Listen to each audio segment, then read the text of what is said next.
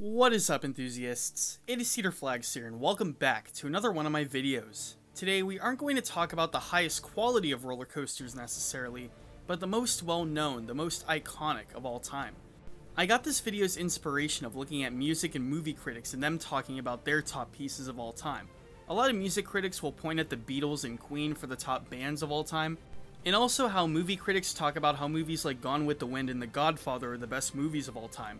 I wanted to look into a critic's perspective and look at the best, most innovative, and well-known coasters of all time.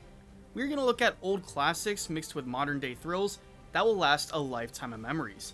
Rides that were either passed down from generation as the ultimate thrill, or rides that will be passed down from generation. So without further ado, let's look at 15 roller coasters that have been in this legacy. The 15 most iconic coasters of all time.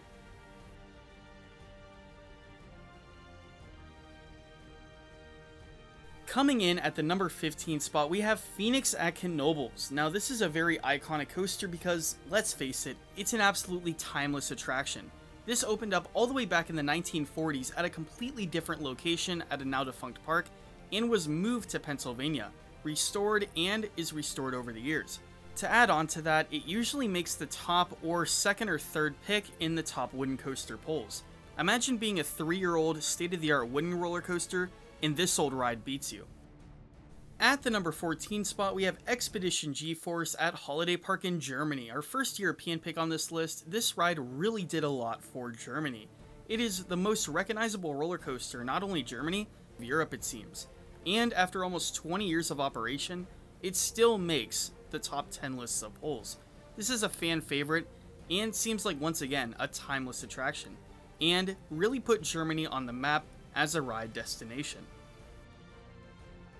At our number 13 spot, we have the newest coaster on this list, Velocicoaster at Islands of Adventure. Now this is more of a prediction than anything, and this is a very new coaster, so why do I put it on such a list of timeless rides? Well, I could just already tell that this ride is going to be an absolute classic in its day, because this ride combines absolutely everything you want in a coaster.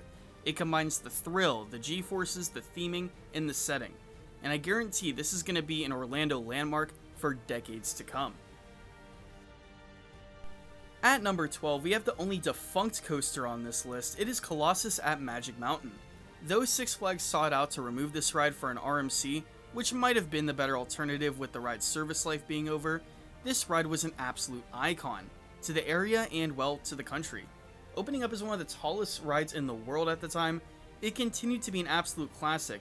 And over half a decade after its removal, it's still a Hollywood icon.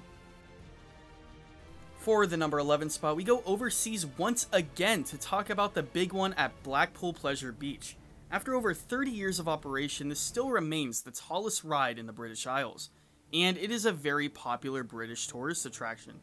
Blackpool, England would simply not be Blackpool without this icon, and though it once was the tallest, it still is one of the most iconic coasters in the world. Cracking into the top 10, we have Fury 325 at Carowinds. I remember when this ride came out, and it was one of the most hyped up roller coasters of all time. Being the tallest roller coaster to ever feature a lift hill, this is truly B&M's pinnacle coaster. They put their max potential into one thrill machine, and it still thrills riders to this day. And I guarantee for decades to come, because this ride has been voted the #1 steel coaster in the world for many years in a row and many years in the future. At the number 9 spot, we go down to Florida once again to talk about Busch Gardens Tampa's Kumba. This is a world famous looping coaster, and for a great reason. This was an absolute massive innovation back then, because while the world was filled with aero loopers and outdated rides, this ride came into fruition as one of the first modern looping coasters out there. And you can tell the longevity of this ride because it still stands up to this day as one of the best and most famous looping coasters on the planet. B&M really did change stuff. At the number 8 spot, we have Magnum XL200 at one of my home parks, Cedar Point. This beloved icon opened up in 1989 and changed the way we looked at roller coasters when it came to height, because it broke the barrier that broke all barriers, 200 feet in height. No coaster was ever imaginable to reach that height. And well, this full circuit beast absolutely dominated the skyline, and is still a fan favorite with a massive cult following all the way up to present day. Once again, we go back to the British Isles to talk about Nemesis at Alton Towers at the number 7 spot. Out of all the B&M inverted coasters out there, I would say this is easily the most iconic and the most beloved. Though this ride looks short, this ride is definitely an absolute monster. This ride was pretty hard to build as they had to work underground due to city laws, but they made such an amazing beast out of it. This ride is so famous that it actually got royal attention when Princess Diana visited Alton Towers. At the number 6 spot, we have Lightning Rod at Dollywood. Lake Fury 325, you couldn't escape the Lightning Rod hype in 2016. When this ride opened, everyone was determined to get on it, and to this day that still seems like the case. This ride really broke some barriers, though it might not be as successful as it was, because it was the first ever wooden roller coaster to have a launch. And even though that some of the accolades have been taken away throughout the years, this ride still absolutely rocks and rolls in its peak potential of what RMC could do in such a short layout.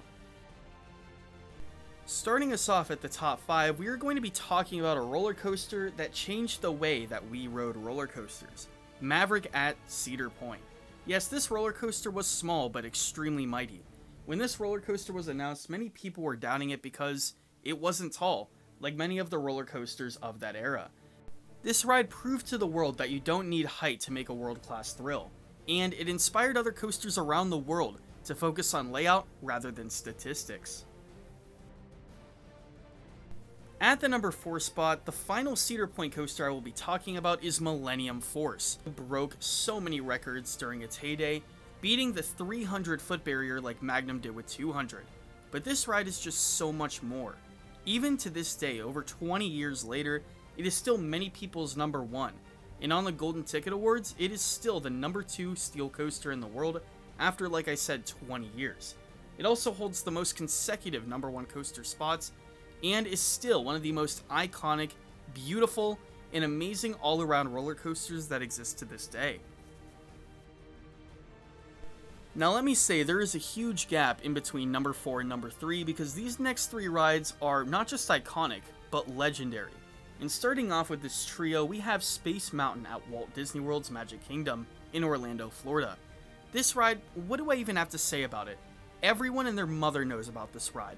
This ride is known all across the world, and people will travel across the globe just to ride it, or one of its many clones and variations. This ride is too iconic to ignore. It was the first ever ride to have computer technology controlling block zones, and to this day that same technology is used. Now I could have easily mentioned Matterhorn for this, but I feel like Space Mountain is just way more talked about. The soundtrack, I'm gonna be honest, is my favorite coaster soundtrack of all time.